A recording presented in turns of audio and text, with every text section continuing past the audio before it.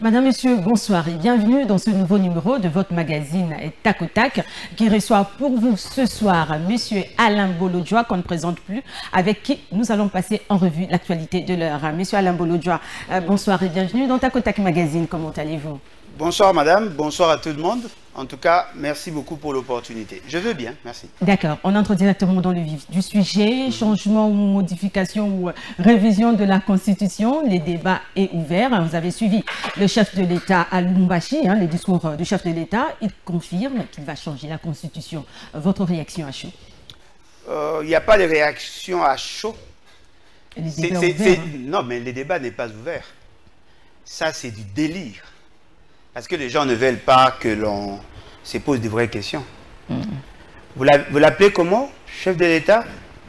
D'après votre compréhension de la Constitution. Il prétend être qui? Président de la République? Le président de la République. Probablement conformément à la Constitution. Alors, il doit se poser la question, qui lui a conféré le pouvoir de changer la Constitution?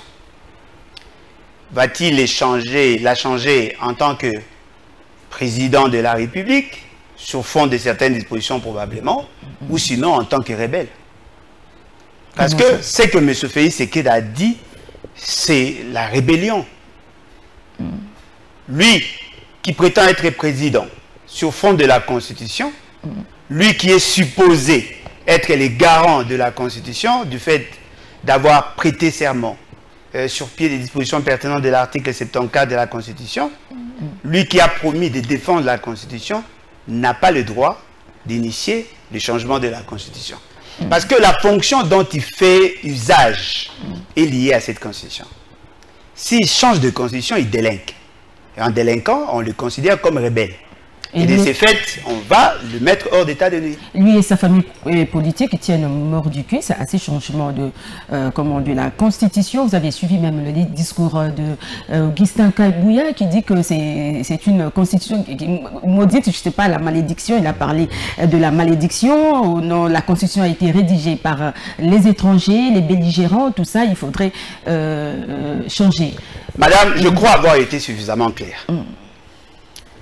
Si M. Félix Tshisekedi pense pouvoir utiliser son pouvoir qui résulterait des élections suite à l'organisation de la Constitution, il n'a pas le droit de parler du changement de la Constitution. D'autant plus que la fonction qu'il occupe ou qu'il prétend occuper aujourd'hui est liée à cette Constitution. C'est-à-dire, si lui s'attaque à la Constitution, cela sous-entend qu'il a brisé, n'est-ce pas, son serment vis-à-vis des dieux, devant Dieu et la nation. Avant d'entrer en fonction, il a eu à prêter serment. Mais au-delà de ça, la Constitution qui organise l'État actuellement, tout celui qui s'attaque à la Constitution veut renverser l'ordre politique établi. Et je peux vous démontrer ici, c'est inconstitutionnel, mais surtout anticonstitutionnel. Et de ce fait, il délie tous ceux qui ont eu à céder partiellement leurs droits au regard des dispositions de la Constitution, et il va probablement développer les réflexes, n'est-ce pas, de prendre les armes et de faire échec à tout individu, groupe d'individus qui veut avoir le pouvoir par la force ou l'exercer en violation de la Constitution. Alors, vous avez cité M. Kabouya. Vous savez, dans des pays sérieux, lorsqu'on parle sérieusement de choses sérieuses, des gens comme des Kabouya, on ne les cite pas. Voyez-vous? On doit citer des gens qui sont porteurs des idées. Kabouya, c'est un garçon, bon, je ne dirais pas garçon de course, mais Kabouya, c'est quelqu'un qu'on envoie pour faire les sales besognes. Kabouya, dans le monde des idées, n'existe pas. Nous parlons là des idées forces qui nous régentent, qui permettent la fonctionnalité de l'État, qui permettent à ce que 450 tribus se réconcilient, qui permettent à ce que l'État soit organisé. Alors, on ne peut pas prendre le petit esprit pour référence. La Constitution actuelle est l'œuvre de Congolais. Il faudrait avoir non seulement l'intelligence, mais aussi la volonté de les reconnaître. Alors, ce sont des Congolais, ce ne sont pas des étrangers, des belligérants. Madame, Félix Tshisekedi, c'est un produit de l'étranger. Félix Tshisekedi, je suppose qu'il a bénéficié de la formation des étrangers. Mais dans cette constitution, il y a des Congolais purs de sang qui ont eu à y travailler. Et s'il n'a pas l'historicité de la constitution, il doit apprendre à se taire. Ce n'est pas parce que vous assumez la fonction du président que vous devez considérer que vous avez un pouvoir supraconstitutionnel. La première des choses que vous devez savoir, madame, l'idée a germé il y a bien longtemps. Déjà, lorsque Laurent Désiré Kabila a renversé le pouvoir, l'intention était de donner à notre République une nouvelle constitution. D'autant plus qu'il y a eu cassure entre la Deuxième République et la transition. C'est cette cassure-là qui a poussé les gens à contester la légitimité du pouvoir de Laurent Désiré Kabila et de Joseph Kabila. Nous sommes arrivés à Sand City. À Sand City, personne n'a contesté la légitimité de ceux qui ont siégé pendant tous ces temps. Étienne Tshisekedi en faisait partie. Étienne Tshisekedi a pris part aux assises de Sand City. Étienne Tshisekedi a créé ASD, Alliance pour la sauvegarde du dialogue, justement parce qu'il reconnaissait la nationalité de tous. Et ce qui est encore surprenant, Étienne Tshisekedi était allié au RCD, qui était la branche que eux aujourd'hui veulent présenter comme la branche de Rwandais. Ils n'ont pas tort. Ils n'ont pas tort. Mais Étienne Tshisekedi a été traître. Si on considère que tout RCD était des Rwandais et que Étienne Tshisekedi s'est allié avec les Rwandais pour leur imposer, pour nous les imposer aujourd'hui. Et d'ailleurs, vous allez trouver parmi les ministres nommés, il y a un ancien du RCD qui est là. Cela sous-entend quoi? Nous avons eu l'accord global et inclusif. C'est ce qui a permis à ce que nous ayons la constitution de la transition. Étienne Tshisekedi n'a pas contesté la légitimité de la constitution de 2003. C'est cette constitution qui a organisé, n'est-ce pas, l'avènement de la constitution actuelle. La constitution actuelle, le draft a commencé d'abord au niveau du Sénat. Il y a une commission qui a été chargée, n'est-ce pas, de veiller sur la rédaction ou l'élaboration de la constitution. Cette commission a fait recours aux experts extérieurs, notamment le Congolais et certains étrangers, sur des questions spécifiques. Mais ce n'était pas ça la Constitution. Ils ont débattu au niveau de la plénière du Sénat. Ça a été adopté. Ça a été renvoyé en seconde lecture au niveau de l'Assemblée nationale. Sur les 219 articles qui étaient retenus au niveau du Sénat, 60 et quelques seulement ont été retenus en tant que tels. Pour le reste, on a élagué 6 articles. On a adopté avec amendement plus de 130 articles et on a eu à ajouter 10 autres articles. Alors dites-moi, 15 autres articles, 16 autres articles. Alors dites-moi, comment peut-on considérer ça comme constitution de l'étranger? Qu'à cela ne tienne. Si c'est la constitution de l'étranger, ce qui veut dire que je conteste la légitimité de Félix Tshisekedi. Parce que d'après ce qu'on nous dit, il aurait été élu sur fond de la loi électorale. Et la loi électorale a tiré sa substance, n'est-ce pas, de la Constitution. Alors, si lui considère que la Constitution n'est pas légitime parce que n'étant pas le fruit du Congolais, nous sommes dans une situation d'occupation et naturellement, Félix Tshisekedi n'est pas légitime. Alors, pourquoi voulez-vous que je l'appelle président?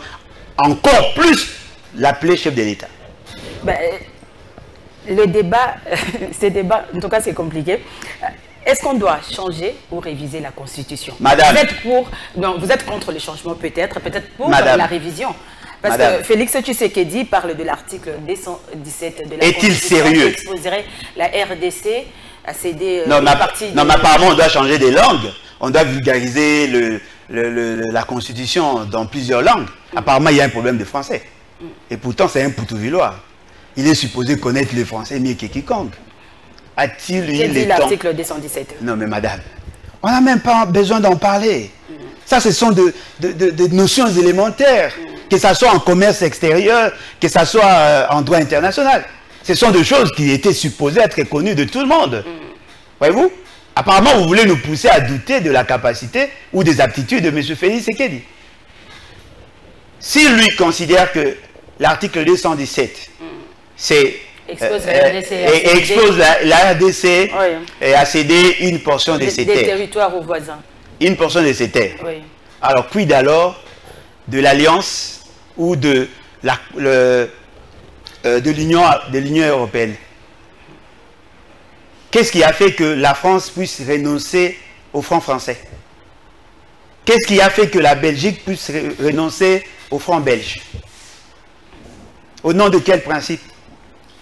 Non mais attendez, soyons sérieux. M. Félix Tshisekedi applique les dispositions pertinentes de l'article 217 à tous égards, à tout moment d'ailleurs. A-t-il compris seulement ce qui est dit dans cette disposition? A-t-il eu le soin de lire? Parce qu'apparemment, lui, il est dans l'approche des parlementaires debout. C'est-à-dire que quand il s'est dit dans la rue, il prend ce qui est dit dans la rue et il l'amène au niveau... Ça parle d'une mauvaise interprétation. Hein? Non, mais ce n'est pas seulement une mauvaise interprétation, il n'interprète même pas. Il ne fait que ressasser ce qui s'est dit dans la rue. Le Parlement debout, les gens du Parlement debout comme les Kabouya et consorts, ils essayent de prendre certaines idées, voilà, et puis lui, il ne fait que ressasser ce que les autres disent. Madame, nous sommes sujets du droit international. De ces faits, membres de la communauté internationale. Nous avons ratifié certains traités et nous avons signé certains accords. Nous, sujets du droit international, nous avons accepté d'être membres des Nations Unies. Et pourquoi les Nations Unies ont-elles envoyé la MONUSCO? Parce qu'on suppose que la MONUSCO n'est pas notre armée. Au nom de quel principe la MONUSCO est-elle venue chez nous? Parce que nous avons cédé partiellement notre droit souverain. Mais au finish, lorsque nous avons constaté que la MONUSCO ne nous servait pas, nous leur avons demandé de partir. Pourquoi? Parce que nous avons le droit, n'est-ce pas? Nous sommes souverains en tant que peuple, en tant que nation. C'est-à-dire que l'État congolais exerce une souveraineté permanente sur le pays, sur nos eaux, la forêt, le sol, le sous-sol, le plateau continental et tout ça. Nous exerçons pleinement notre souveraineté. Mais nous pouvons aussi la céder. On parle de céder partiellement la souveraineté. Cela veut dire que nous pouvons reconnaître à ce que les lois ou les textes qui régissent un certain nombre d'organisations puissent nous régenter. C'est comme ça que vous avez vu Thomas Lubanga, Germain Katanga ont été arrêtés chez nous, mais jugés à ces pays. C'est ce qui est dit dans l'article 217. C'est-à-dire que le fait seulement que nous ayons ratifié le traité, que ce soit de Rome et des autres traités, cela s'impose à nous. On peut juger un Congolais du fait d'avoir posé des actes qui sont poursuivables par la Cour pénale internationale. Du fait que nous sommes membres. Je prends le cas du Rwanda. Le Rwanda, on n'a pas su porter plainte contre le Rwanda à CIJ. Pourquoi? Parce que le Rwanda n'a pas reconnu la compétence de la Cour. C'est-à-dire le fait d'avoir adhéré à une organisation, vous êtes obligé de respecter le principe de ces organisations. Et dans notre constitution, il est clairement dit. D'ailleurs, il ne faut pas commencer à lire l'article 217 sans lire l'article 213, 214, 215, 216 et 217 à la fin. Ce sont les dispositions qui parlent de traités et accords internationaux. Je vous prends le cas. M. Félix Tshisekedi s'est félicité de fait d'avoir suspendu le droit de visa pour les Kenyans. On peut aller au Kenya, comme aussi les Kenyans peuvent venir chez nous. Au nom de quel principe? Parce que nous sommes souverains. Nous sommes souverains, mais nous reconnaissons aux autres pays en accord avec nous le droit de venir chez nous sans visa. C'est-à-dire que nous restons souverains. Alors, si vous lisez l'article 9, parce qu'apparemment, M. Félix Tshisekedi et sa bande ne veulent pas comprendre l'esprit de la Constitution. Et moi, je comprends, hein, je comprends. Je vous dis chaque fois que ces messieurs apparaît de plus en plus dangereux pour la nation. La Constitution dit ceci dans son article 9. L'État exerce une souveraineté permanente. C'est l'article 9.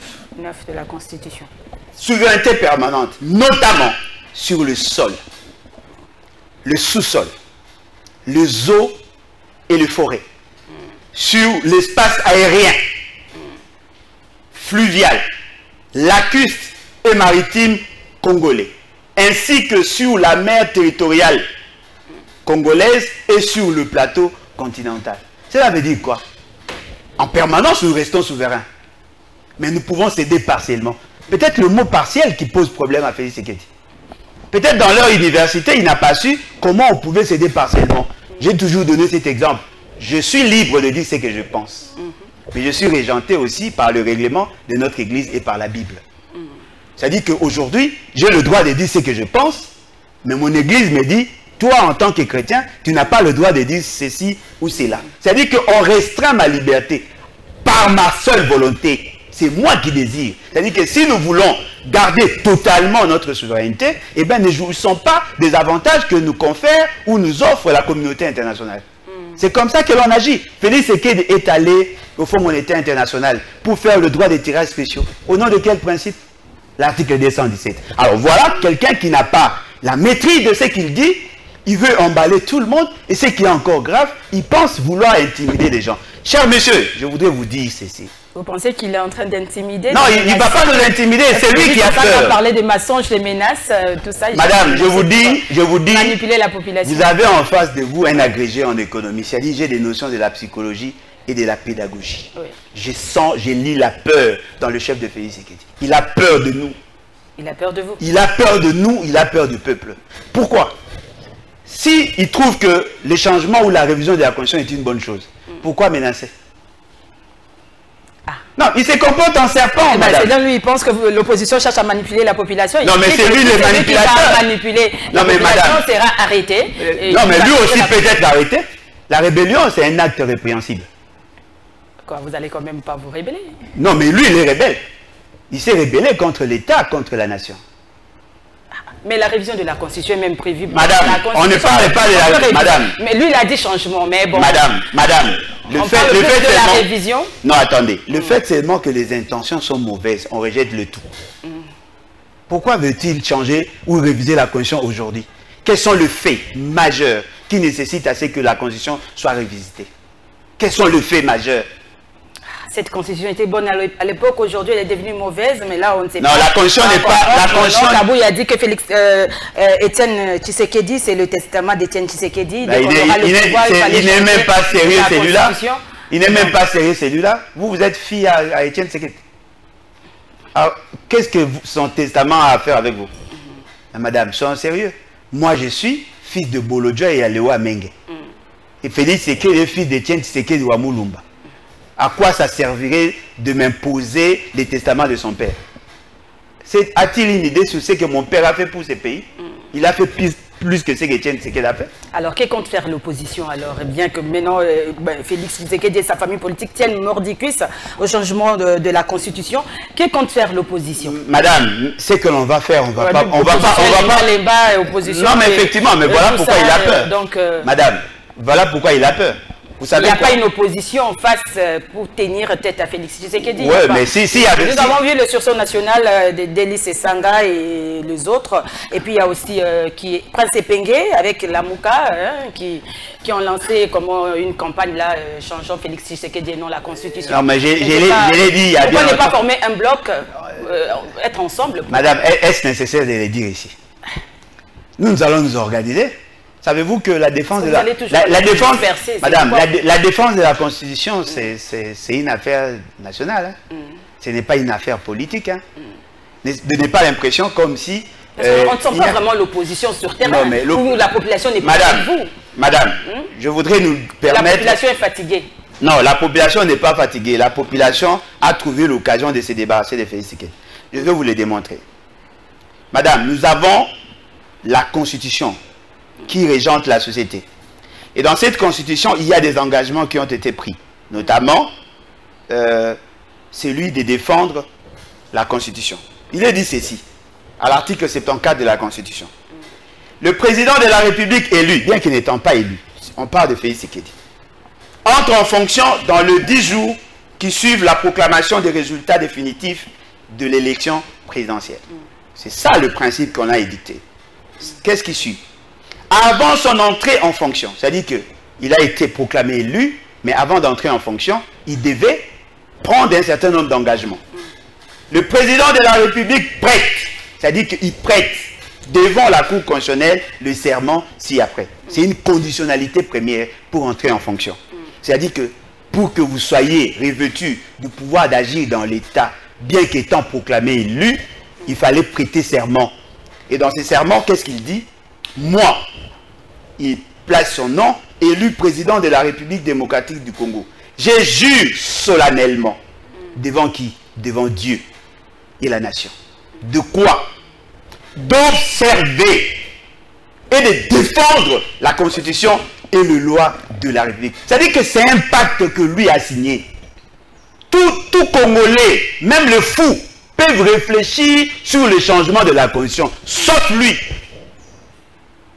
Sauf lui. Tout fou Congolais peut envisager changer la Constitution, sauf lui. Pourquoi?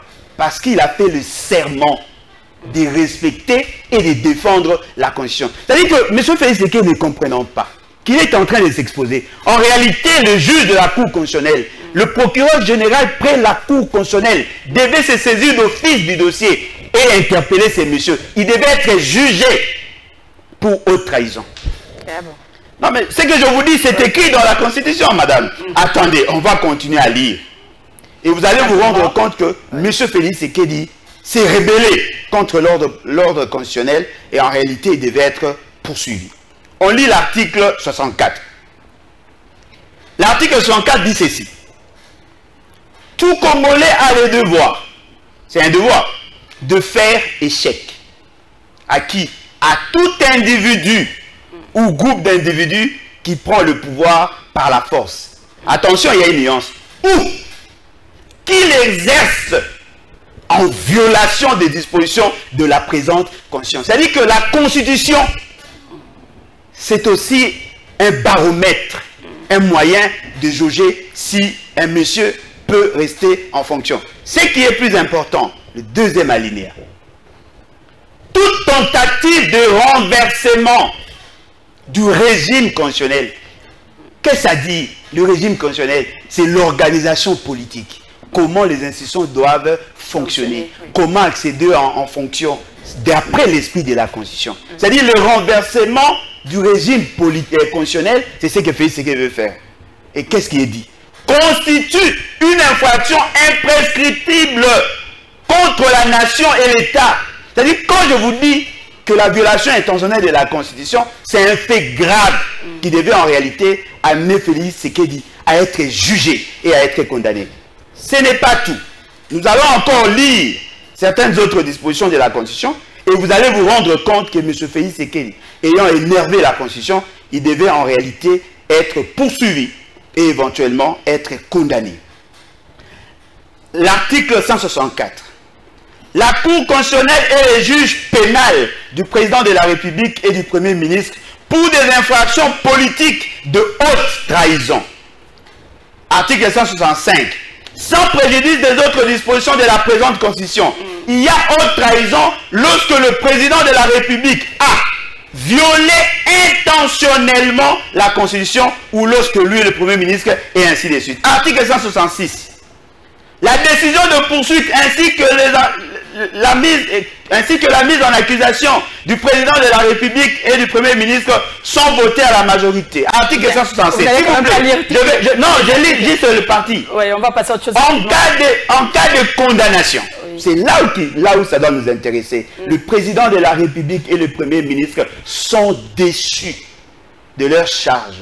La déchéance est prononcée par la Cour constitutionnelle. C'est-à-dire que tel que nous sommes là, en réalité, la Cour constitutionnelle, si elle était réellement Cour constitutionnelle, devait arrêter M. Félix Tshisekedi. Il devait le juger, le condamner, le déchoir de ses fonctions et le mettre en prison pour le fait de haute trahison. Ah, selon vous, vous pensez toujours que Tshisekedi va s'éterniser au pouvoir, il va briguer un troisième mandat. C'est pourquoi vous êtes un peu agité dans l'opposition. Non, nous ne sommes pas agités, madame. Je vous ai dit ici, c'est un devoir. C'est un devoir de défendre la Constitution. La Constitution, ok. Pour conclure alors ce chapitre, vous avez un petit mot de la fin. Qu'est-ce que vous comptez faire? Vous n'avez pas dit. Hein, non, madame, ce que nous comptons faire n'est pas nécessaire que nous disions ici. Vous allez sortir dans les rues de Kinshasa, marcher, revendiquer, je ne sais pas. Revendiquer auprès de qui? Non, on va défendre la Constitution. On doit défendre l'ordre politique établi. On doit défendre les régimes constitutionnels. Nous devons défendre la Constitution. Vous savez pourquoi devons-nous défendre la Constitution? Parce que c'est la Constitution qui nous l'exige. Alors, sachez-le très bien. Lorsque vous violez intentionnellement la Constitution, la pertinence de l'article 104 ne se limite pas qu'aux politiciens. Il s'agit de la Cour constitutionnelle. La Cour constitutionnelle doit s'élever. La Cour de cassation, le Conseil d'État, le gouvernement, l'Assemblée nationale, les Sénats, l'armée, la police, les autres services spécialisés, les fonctionnaires, tout le monde doit considérer... Et si votre démarche ne marchait pas et que Félix Tshisekedi changeait ou révisait la Constitution? Parce qu'il est qui? Vous pensez qu'il est qui, d'après vous? Vous pensez qu'il est le fils de Dieu? Madame, non, attendez. Dans un pays sérieux, si vous trouvez les étrangers sécuriser un président, vous devez vous questionner. Pourquoi est-il protégé par les Blancs? Vous ne vous posez même pas la question? Parce qu'il a peur. Parce qu'il a peur. Alors, il veut transférer sa peur chez nous. On n'a pas peur de lui, surtout pas moi. Ok, c'est bon. Alors, nous allons passer à autre chose rapidement.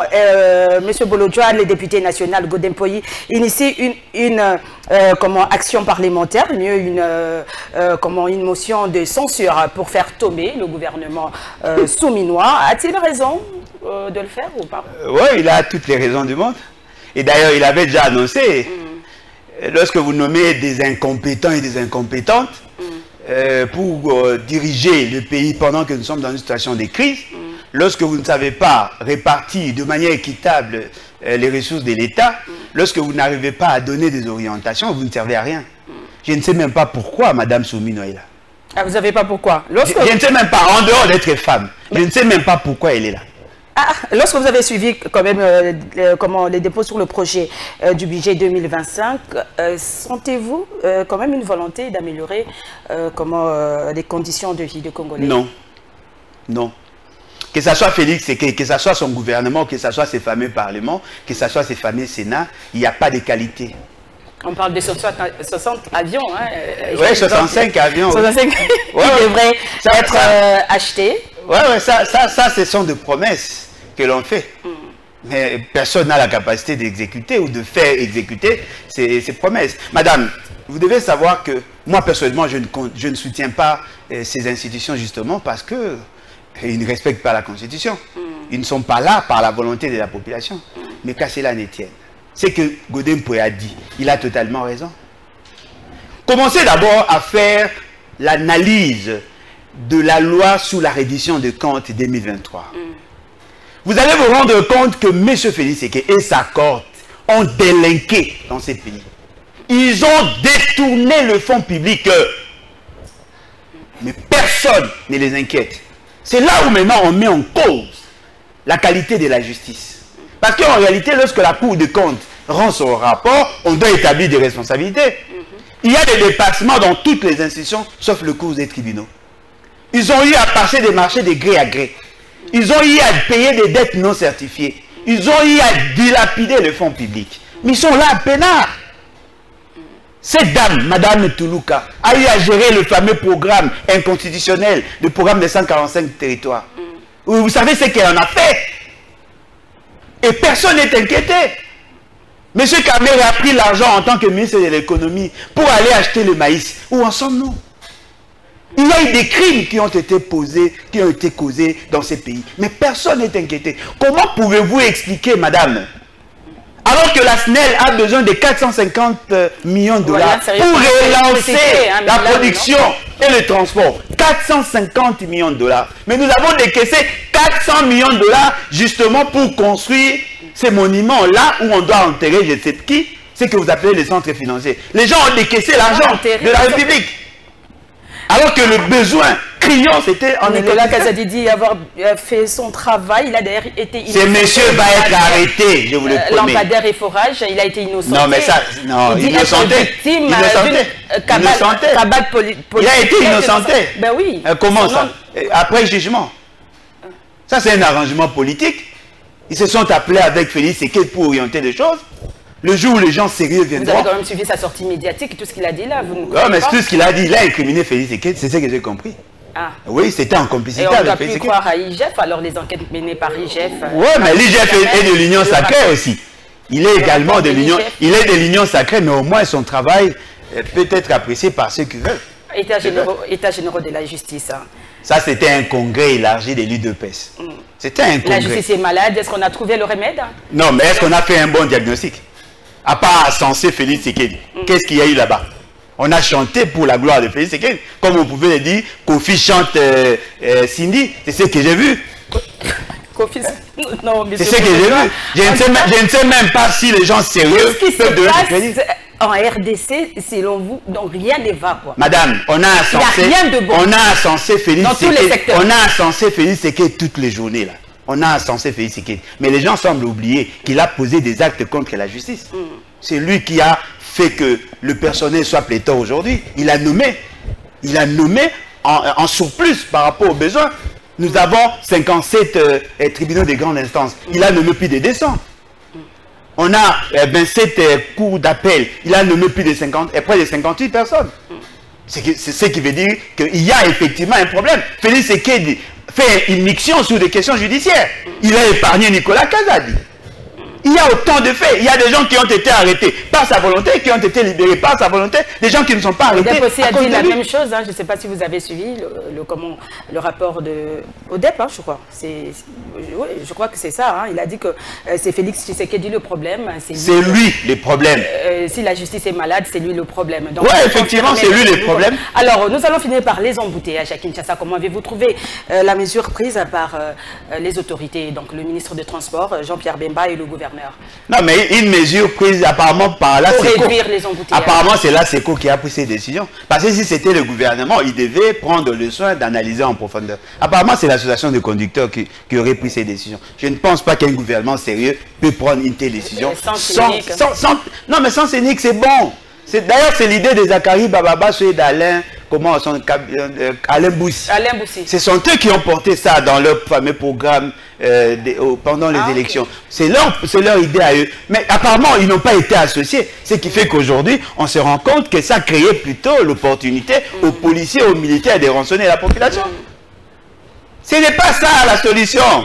Il faut avoir un président sérieux, un gouverneur sérieux. C'est ce que nous manque. C'est quoi la solution alors? Il faut faire partie Félix Tshisekedi et le monsieur qui est gouverneur. Il faut avoir des institutions sérieuses, avec des animateurs sérieux. En ce moment-là, on va résoudre de manière durable. Madame, ça va se faire pendant combien de temps? Quels sont les projets structurants que M. Félix Tshisekedi nous amène? Comment arrivera-t-il à juguler l'exode rural? Comment arrivera-t-il à tracer ou à réhabiliter les routes? Peut-être vous ne le savez pas. Avec 400 millions de dollars qu'on a eu à construire les centres financiers, on pouvait réhabiliter 400 km à Kinshasa. C'est peu, d'après vous? Un mot de la fin, Alain Bolodjaï, nous allons nous dire au revoir. C'est déjà la fin de l'émission. Monsieur Félix Tshisekedi, vous avez toutes les raisons d'avoir peur de nous. Et sachez-le très bien, personne ne va abdiquer à son devoir. Vous voulez utiliser les instruments de l'État pour nous régenter? Sachez-le, le fait seulement que vous ayez énervé la Constitution, c'est vous le problème. Merci beaucoup. Ne soyez pas surpris que tous les services puissent braquer leur regard. Merci beaucoup, monsieur Alain Bolodja. En tout cas, merci d'être venu. Mesdames, messieurs, cette émission est terminée. Merci à l'équipe technique. Merci à vous de l'avoir suivi. Au revoir et à la prochaine.